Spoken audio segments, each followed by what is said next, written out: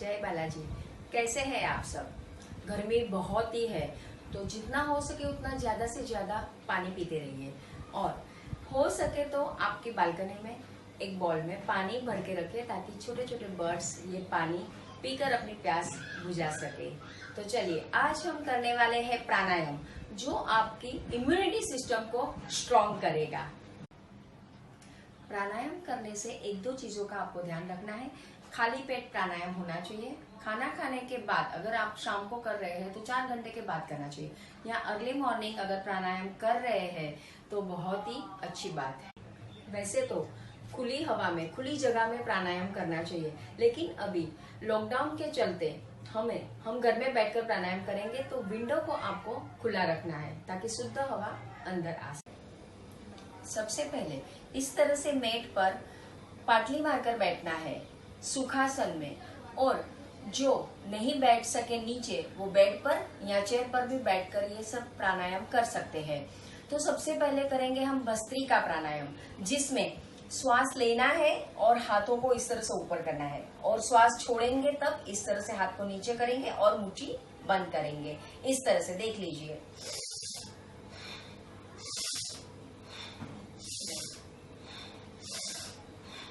जोर जोर से श्वास की आवाज करनी है, और जितनी हो सके उतना फोर्सफुली हाथों को ऊपर लेकर जाके श्वास लेना है, और हाथों को नीचे लाने के समय श्वास को छोड़ना है।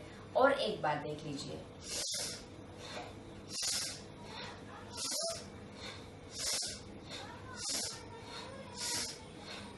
इस तरह से ऐसे हम 10 से 20 बार कर सकते हैं।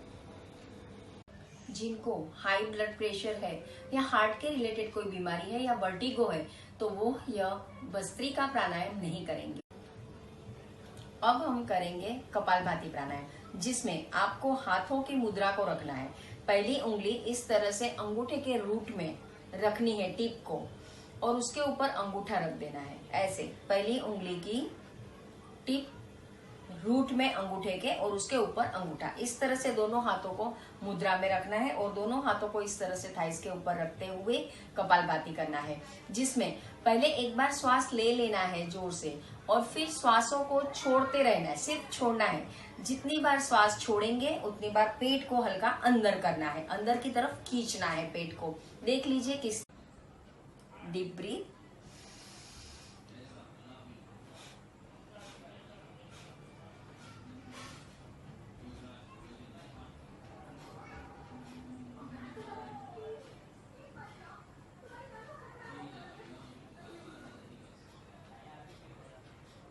रिलैक्स।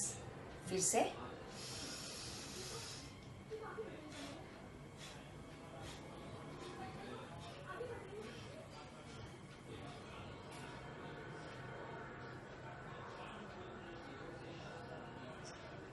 रिलैक्स। तो इस तरह से आप कपालभाति कर सकते हैं, जिसमें आपको एक बार मैं फिर बता रही हूँ, इनहेल कर लेना है और फिर एक्सहेल करते रहना है। पूरा कंसंट्रेशन श्वास को छोड़ने में, एक्सहेल करने में करना है। नेचुरली थोड़ा सा श्वास आपका आ जाएगा जब एक्सहेल करेंगे बाद में, लेकिन उस पर ध्यान नहीं देना है, सिर्फ एक्सहेलेशन में ध्यान देना है। और यह हम पूरा प्रैक्टिस करने के बाद 2 से 3 मिनट तक इस तरह से कपालभाति प्राणायाम कर सकते हैं। हाँ, जिनका हाल ही में पेट के रिलेटेड कोई ऑपरेशन हुआ हो, या हर्निया हुआ हो, या प्रेग्नेंट लेडी हो, बीपी हो, हार्ट के रिलेटेड कोई बीमारी हो, तो यह कपालभाति प्राणायाम वे नहीं करेंगे। अब करेंगे भ्रामरी प्राणायाम। भ्रामरी प्राणायाम में 3 उंगलियों को इस तरह से आंखों के ऊपर रखना है, और पहली वाली ऊपर की सबसे पहली उंगली आईब्रोज के ऊपर, फोरहेड के ऊपर इस तरह से रखना है। 3 उंगलियों को आंखों के ऊपर, और कान को अंगूठे से ढक देना है, और फिर गले से एक प्रकार की आवाज निकालना है। यह है भ्रामरी प्राणायाम। ये सभी लोगों के लिए बहुत ही अच्छा प्राणायाम है। तो देख लीजिए किस तरह से करना है। लंबी गहरी सांस लेनी है, और फिर आवाज करनी है।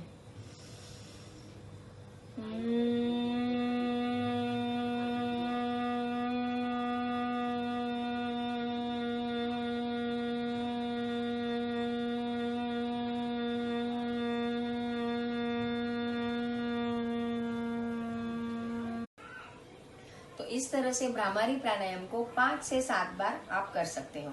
अब करेंगे अनुलोम विलोम प्राणायाम, जिसे सभी लोग कर सकते हैं। तो देखिए किस तरह से करना है। पहले विष्णु मुद्रा रखनी है। इस तरह से लास्ट वाले फिंगर को, राइट हाथ की और रिंग फिंगर को इस तरह से रखना है और दोनों उंगलियों को, अंगूठों के पास वाली दोनों उंगलियों को इस तरह से मोड़कर रखना है और राइट अंगूठा राइट नॉस्ट्रिल पे रखना है और फिर लेफ्ट से श्वास हल्के से लंबी गहरी सांस लेनी है और फिर राइट से छोड़नी है लंबी गहरी सांस और फिर राइट से सांस लेनी है और फिर लेफ्ट से छोड़नी है। यह हुआ अनुलोम विलोम का एक राउंड। इस तरह से देख लीजिए।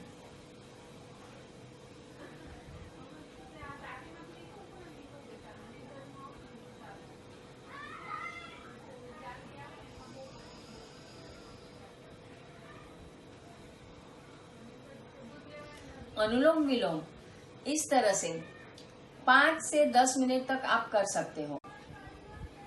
इसमें लेफ्ट से शुरू करते हैं और लास्ट में लेफ्ट से ही खत्म करते हैं, तब अनुलोम विलोम पूरा होता है। तो देख लीजिए, मैं दो राउंड यहाँ पर करके आपको दिखा देती हूँ। एकदम सीधा बैठना है, स्ट्रेट, और इस तरह से।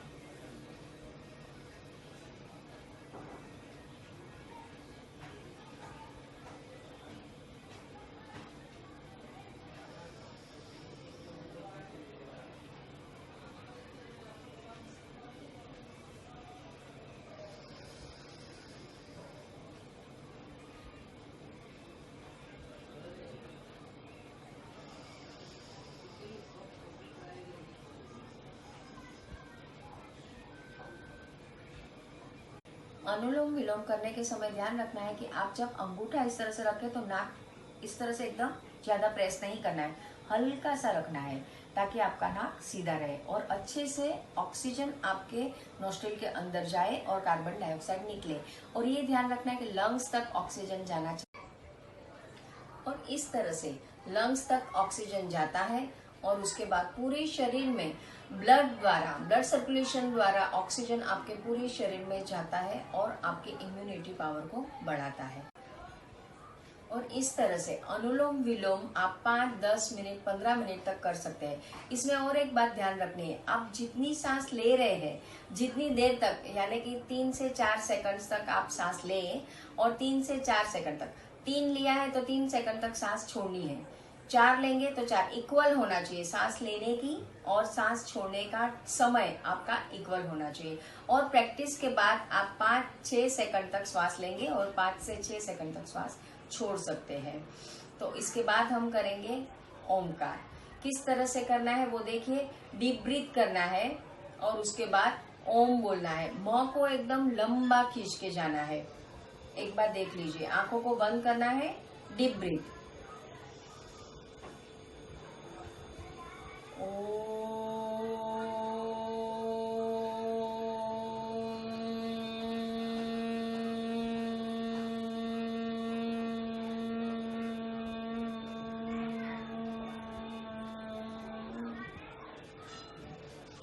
जितना लंबा मुंह खींचेंगे उतनी देर तक श्वास आपकी छूटी रहेगी, तो ये आपको बहुत ही फायदा करेगा। तो इस तरह से ओमकार भी आपको 5 से 7 बार करना है। तो इस तरह से यह सारे प्राणायाम करके आप इम्यूनिटी को आपकी स्ट्रांग बनाइए और कोरोना से बचने के लिए ये बहुत ही अच्छा उपाय है। आपको अगर मेरी चैनल पसंद आई हो तो लाइक करिए, शेयर करिए और आप पहली बार आए हो तो सब्सक्राइब कर लीजिए और बेल आइकन को प्रेस करिए। जय माता दी।